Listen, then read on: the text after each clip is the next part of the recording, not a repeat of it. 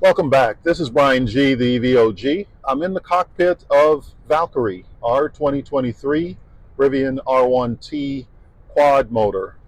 And I'm doing one of our many trips from Silver Spring, Maryland, back out to outer Cape Cod, Massachusetts. And with this video, I just want to do a quick video for you that addresses Rivian route planning. There's been a lot of shade thrown in the direction of Rivian around route planning, um, much of which is deserved. But I want to share my experience and share the fact that I believe Rivian's route planning is pretty good, but I think the feedback and the commentary that we're hearing, and out of spec's been pretty loud about this, is that there are opportunities for improvement.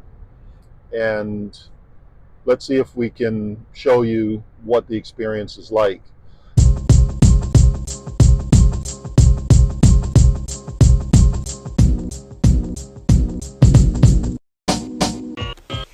I'm navigating right now without guidance. I do this trip all the time. I know where I'm going. I know where I want to stop. But I thought it'd be a good idea to show you how simple it is to put in a location and have the system route you there, including charging stops. But I also want to show you the flexibility that's built into the system that allows you to set preferences in a number of different ways that I haven't experienced with other vehicles. Rivian gives me the ability to put those preferences into route planning, and the system will factor those in. The other nice thing is what I'm going to show you here, you can also do in the mobile app before your trip, right? So you can actually go into the mobile app, you can tell it when you're looking to leave, and you can set all the preferences right there, and then just send that route plan from your mobile device into the vehicle, which is really cool integration. All right, I'm going to give you a feel for how the Rivian route planning works. You select this destination. While it's calculating, I'm going to hit that filter, and it'll bring up preferences that I can work with. So you'll notice that you've got the ability to tell it if you want to take back roads and stay off highways, if you want to avoid ferries, tolls, etc. So that's the first area of configurability. The second one down here is your preferred range on arrival. Now, as you can see, I've got that set pretty low at 10% state of charge. And I've also got the ability to set my preferred networks that I want to use for DC fast charging. All right, so I've got Rivian, Electrify America, and Tesla selected there. And I can tell the vehicle whether I want these preferences to apply only once, or if I want it to use those preferences always. So I'm going to switch that to always. Take another look at this.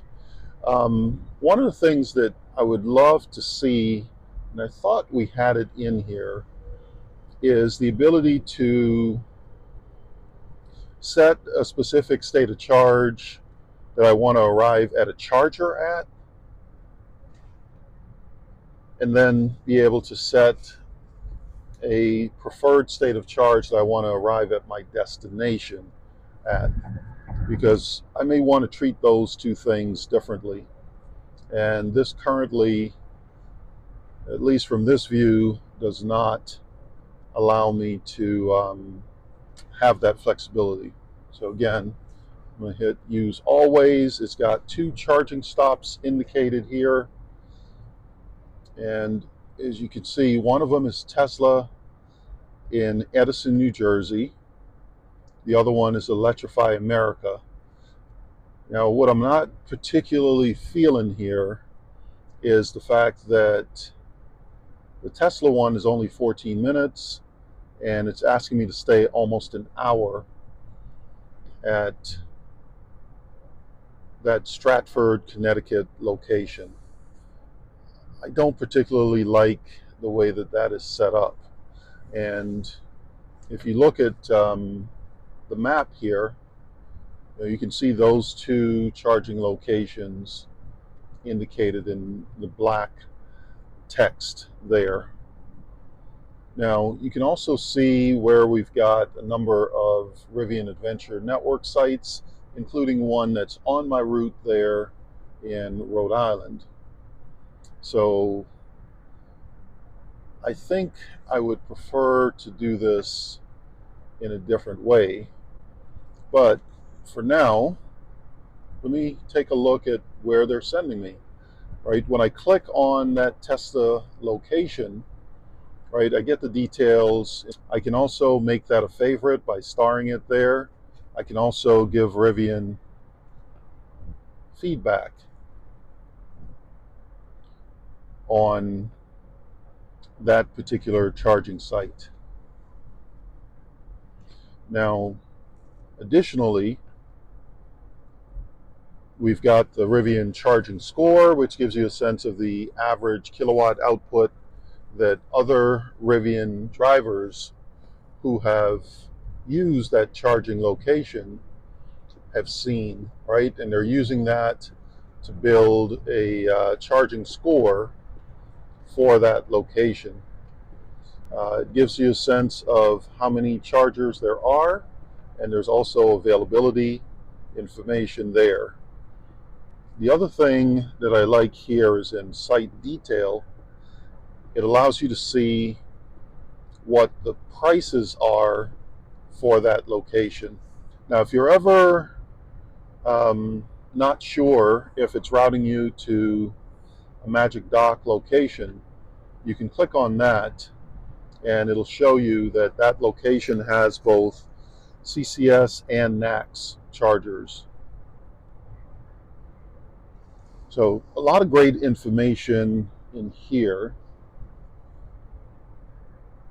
But as I said, I don't particularly like the way that I'm being routed here. So I could just, and maybe that's what I'll do, ask it to remove charging stops, and it will just put in the route. See, it's calculating, and I'm going to go ahead and hit go. Fast chargers are limited on this route, so I'm going to ask it to go anyway. And there, I am now routing to that North Truro location without benefit of any charging stops. And it's indicating that that's going to be a problem, right? It's too far away to get there without any charging stops. But notice if I didn't have to stop, I'd be getting there shortly after 4:30 in the afternoon. So by hitting this guy again, I get the full map. And now I can sort of cherry pick where I might want to stop. As I'm looking at this, I'm noticing that there's a site here again that's right off the highway. And I'm also noticing that 37 minutes is the current charge time at this Electrify America site I'm navigating to. So I think what I want to do here is add a stop at this location that appears to be right off the New Jersey Turnpike here. Now, if I hit this button over here, I think the map will be a lot simpler and easier to view. That location up the road here just looks like it's right there, and that is the Mount Laurel location with 40 stalls, which is one of the largest ones. It's the largest the largest one I've ever seen on this corridor. So I'm going to go ahead and add that stop, and you'll see everything will be recalculated. So there's a ton of flexibility within the system. I think what many of us, including the out-of-spec team, who've been pretty vocal on Rivian navigation, would like to see is the system just be smarter, right? Be able to do that stuff without us having to do it. So there, it's recalculated, it's added that stop, it's indicating 14 minutes is how long I'll need to be there. And if I look at the complete trip, we've got stop 1 at the Tesla location we just added for 14 minutes. It's brought down the EA stop at Mills to 28 minutes, and then another 18 at Greenwich, Rhode Island. And it's actually improved my arrival time. My arrival time is about 5 minutes better than it was before. So again, this is the type of intelligence we want the system to automatically do on its own, versus me having to, sort of look at the map and cherry pick my charging locations, right? Most of us just want to get in the car, tell it where we're looking to go, and have the route planning be smart enough to do something like this, which is super efficient. Well, you join me here at the Tesla Mount Laurel Township supercharger, and you'll notice that this is a version 4 charging site. These are rated for 250 kilowatts, so we've got the version 4 dispensers and version 3 cabinets, at least it would appear, supplying the power. And at this location, all of them have the Tesla Magic Dock inside of the charge handle there. So let me quickly give you a feel for the type of charging speed I'm seeing. All right, so we are at a fairly high state of charge there at 58%, and we're getting 128 kilowatt. If this is the state of DC fast charging, and obviously thank you to Tesla for really stepping up, amping up the game here. The ball is now in your court, EA and EVgo and other charge providers, to really go big and put in this type of charging on these major highway corridors. 40 stalls is what I'm talking about. That is the experience that as EV owners we want to be able to have. So hopefully that is foreshadowing what is to come in the EV world, not just with Tesla, but hopefully with other charging providers as well. So I stayed for the required 14 or 15 minutes. I'm back in the car now, headed to my next stop. What we're looking at here is 63 miles to go. 55 minutes is roughly how long that should take. Arriving around 11:25. It's already preconditioning the battery, even though we literally just charged. And one of the nice things, again, about Rivian are the nerdy details we get. So I can actually see right now my battery temperature is 93 degrees. and there I've got the temperatures for each one of my motors. You guys can see that I'm driving in all-purpose mode. I've got my ride feel set to soft, and the height adjustment, I've got that set to automatic. Regen set to high. So that's how I've got this puppy configured for my trip. But coming back to the navigation, you'll see that it's indicating up here 28 minutes is how long I would need to charge when we get to the Mills location. What's not so cool for the next 53 minutes or so is the fact that when I go to engage the Driver Plus system, I'm getting that error indicating that adaptive cruise is not available until serviced. So not sure what to make of that, but thought I'd share that just randomly happened. In the almost year and a half that we've been driving this vehicle, I've never seen that happen. So something weird's going on there. Hopefully it's something minor and I don't have to worry about actually taking it in or having a mobile service appointment to address it. I'm getting a little antsy about stopping again in about 20 minutes. Right, I left Supercharger at about 10:20. It's now 11:04. So I'm not really feeling like I want to stop an hour later.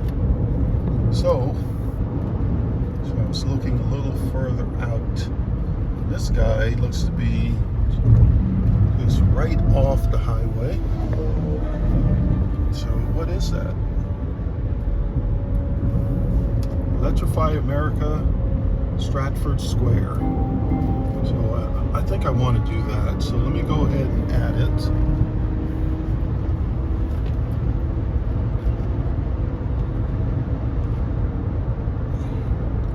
So I've added that, and it's recalculating. So if I look at this, you'll notice that it still has that. It's got me going to Connecticut first and then coming back to New Jersey, which makes no sense. So take into account that new charging location. There we go. So I've removed New Jersey, and so now when I hit done, it should recalculate, because I'm sitting at 187 miles of range, 58%. I should have enough to get there. Okay, so now it's indicating I would get there in about 2 hours with 80 miles of range left. So I think that makes more sense. I do appreciate the fact that Rivian has built a system that is super flexible and gives me the level of control I want in order to make changes on the fly and adjust the route planning accordingly. I'm at my second charging stop, and this is one of my favorite charging stops usually, but not today. We've got 8 Electrify America stalls here, all of which are 350s. But as you can see, they're pretty much all taken except one. And the one that is not taken is out of service and is updating, so I can't plug in and use it. So I'm sitting over here, flashers on, waiting for somebody to leave. Stop number 2 was less than optimal, but I got what I needed within the allotted 25 minutes. A couple of other things to point out. We're in fairly thick traffic here on this section of the trip. You can see it's pretty much bumper to bumper for quite a ways up ahead there. And you take a look at this. Obviously, I got Driver Plus working, and I mean, we're still traveling at 55 miles an hour or so. But one of the things that you're able to do here in the touchscreen navigation is over here with this button. Right? If you click on that, you can share feedback. So whether it's an issue with the route plan or your vehicle's position, road closure, and so on, one of the ones that I've been using fairly frequently is just traffic information, so that the system can hopefully continue to improve and provide even more accurate details about the traffic that you're experiencing on the route. So thought I'd also point out that despite some of the charging challenges at the Stratford EA site we were just at, we're still tracking here to get to our destination before 6 p.m. So still very much on track, even with the 15-minute charging stop up ahead in Rhode Island.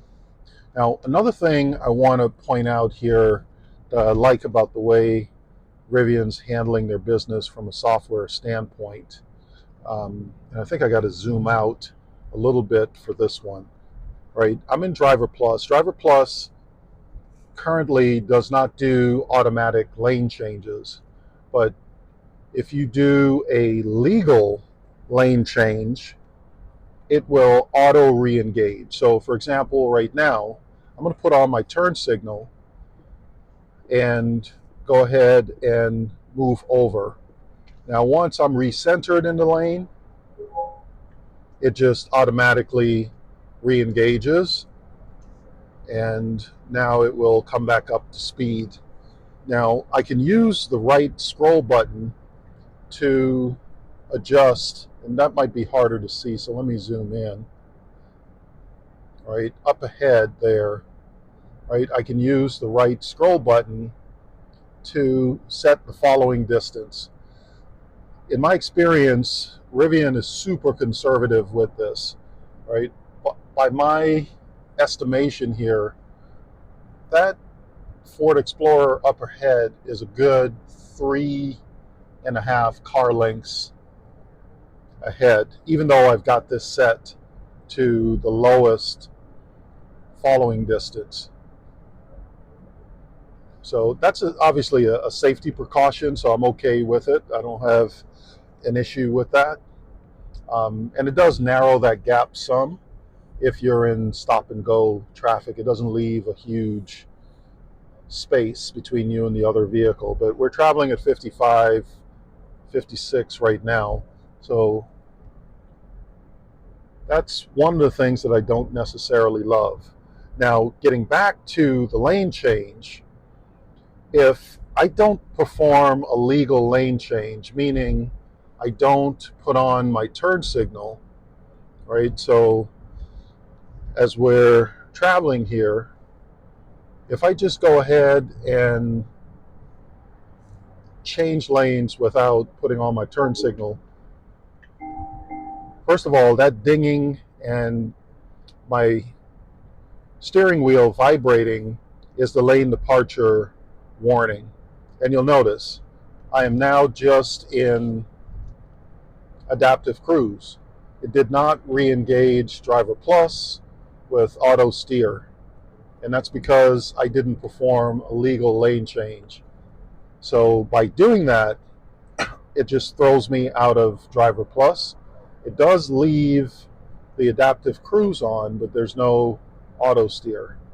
Right, I'm going to do one more of these lane changes just so that you can check it out. Right, turn signal, and then move over.